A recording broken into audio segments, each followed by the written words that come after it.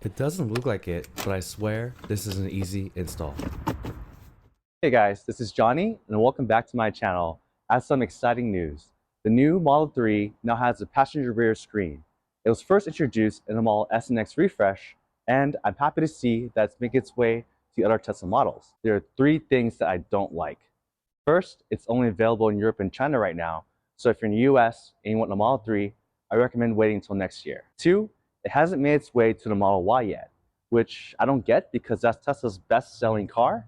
So if you want the Model Y, I'm guessing you have to wait a year plus. Three, for those of us that already own Teslas, if we want this rear screen, we're kind of screwed.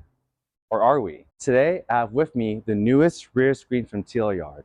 It's similar to the screen I made a video about a few months ago, but it has a few defining differences. I think you'll like it better because it addresses some of the complaints that I kept seeing in the comment section. I'll go over all of its features and answer the question, why would you even want a rear screen?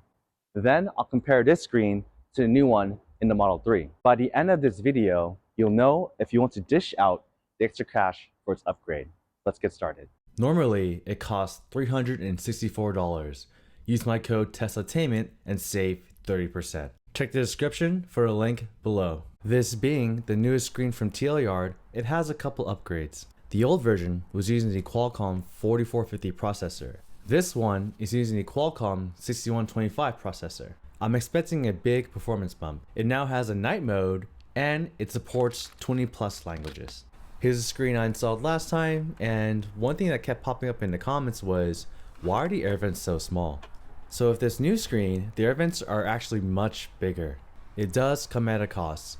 The old screen was 7.2 inches, this screen is 7 inches. Which would you prefer, a larger screen or larger air vents? Let me know in the comments. To remove the old screen, all you gotta do is pull. It's held in place by these 4 clips.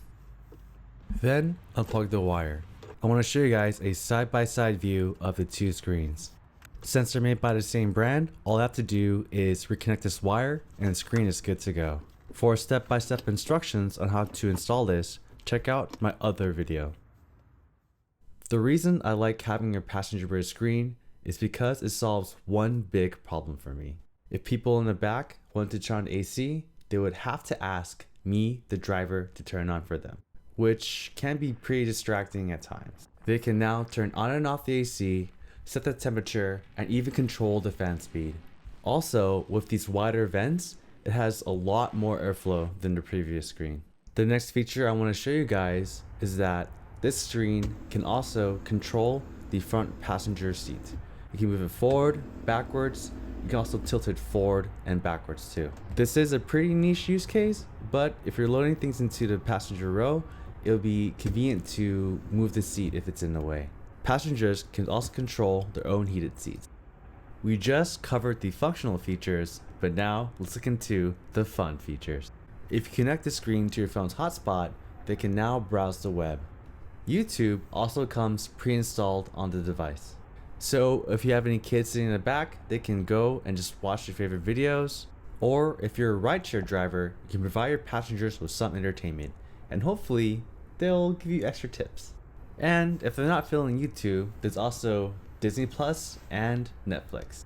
The great thing about this screen is that it's basically an Android device, so you can go into Google Play Store and download any apps that you want.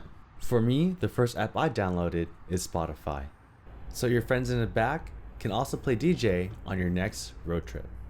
It also has Android Auto and Apple CarPlay. And if you really wanted to, you can mirror your phone onto the screen. There's just a bunch of different possibilities. At the end of the day, how good is the device if you can't keep it up to date and get the latest features? Well, like the Tesla, this supports over-the-air updates, which is really convenient because you don't have to download the new version onto a memory card, plug into a screen, and update it. It's all taken care of for you. The question we all want answered is, how does this screen compare to the OEM screen on the Model 3?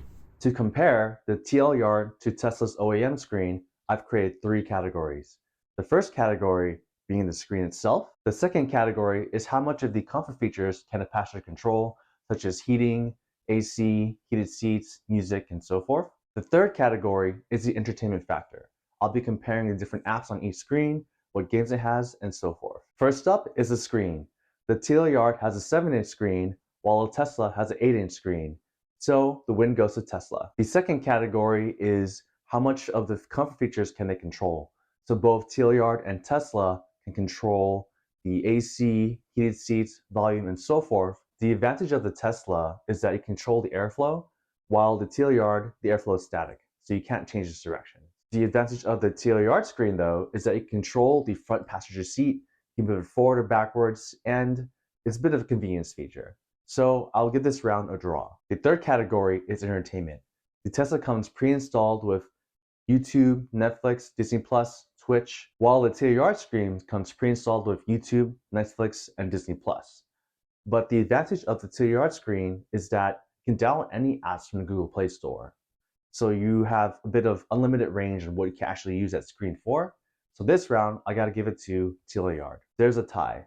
Tesla has won the first category, there's a draw in the second category, and the third category goes to Tlyard. The feature that gives Tesla the edge, it's the integration. If you have premium connectivity, the Tesla screen will use the car's internet, so you don't have to hotspot to your phone. Also, it's directly connected to the car's sound system, so you don't have to connect the screen via Bluetooth like the Tlyard screen. The experience with the Tesla screen is overall seamless, so I'll give Tesla the win. Overall, they're both great screens, but as a current Tesla owner, if I wanted the Tesla screen, I'll first have to wait until it makes its way to the Model Y and into the US.